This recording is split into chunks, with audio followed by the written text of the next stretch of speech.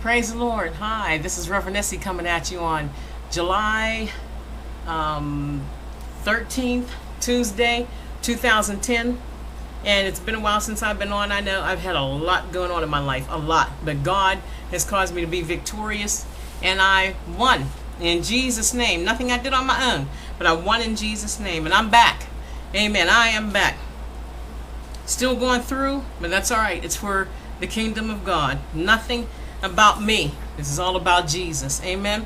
We can't afford to be in a pity party, to sit in a pool, a pity party, and complain about everything that's going on in our lives. Because if you can't run with the footmen, how are you going to keep up with the horses? Amen. Amen. Praise God. I hope everything's been fine with you. And I just wanted to talk a little bit tonight, since I have some private time, amen, on Matthew chapter 18. Turn your swords to Matthew chapter 18. And I'm going to start with verse 18, 19. I'm going to read Matthew 18, 18, 19, and 20. And it says, "Verily I say unto you," this is Jesus speaking, he said, "whatsoever you shall bind on earth shall be bound in heaven. And whatsoever you shall loose on earth shall be loosed in heaven.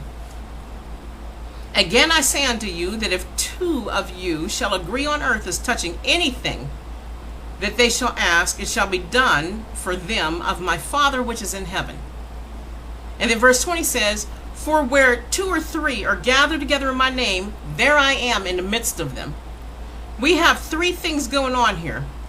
We have, in verse 18, God is telling us about the manifested power, his manifested power, how to bind things in the spiritual, and how to loose things. If something is going on in your life and it's aggravating you, and you know it's sent straight from hell to trip you up, to mess you up in your walk, you have to bind these things. Take power over them. Don't give them power over you. You have to take power over them and say, "I bind you in the name of Yeshua." That's Jesus Christ's Hebrew name, Jesus Christ. I bind you in the name of Jesus Christ. And I render you powerless over me and my family and my household. And I send you to dry places. So you have to say, "I send you to dry places." Send those things to dry places. Never to return again. You're allowed to say that. Never to return again. Now, when you bind something, you have to fill that up. You have to fill that up.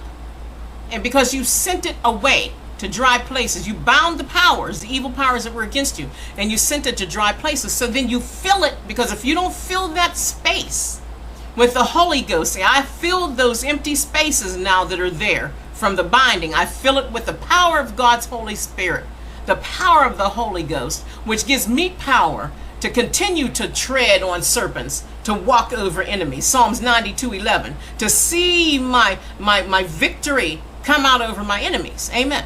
So you have to fill that space up, okay? And that's verse 18. Matthew chapter 18, verse 18. Binding and loosing. What you bind here will be bound in heaven. What you loose here, I loosen. See? I loosen goodness and mercy. And I loosen food and good health and love and friendship. And verse 19, okay, verse 18, we had manifested power. And in verse 19, we have prayer of agreement. And in verse 20, we have hidden power. God says, "For where two or three are gathered together in my name, there I am." That's it. There I am.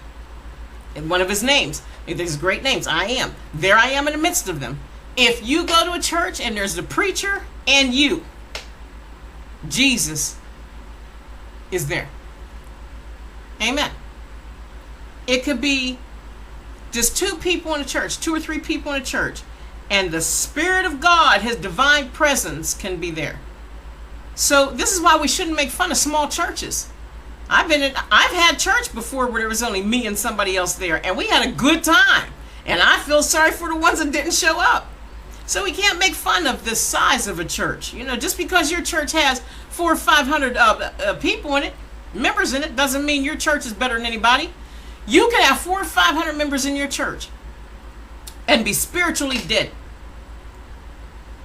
And Pastor Joe down the street can have 8 members and be on fire for the Lord. Amen. So we have manifested power here in Matthew 18, 19, and 20. We have the prayer of agreement. And God is telling you that you have hidden power. Hidden power. So use it. That's all I'm saying. Matthew 18, verses 18, 19, and 20. Prayer. Power. God's power. Learn to use it. God bless you. Bind and loosen. Touch and agree.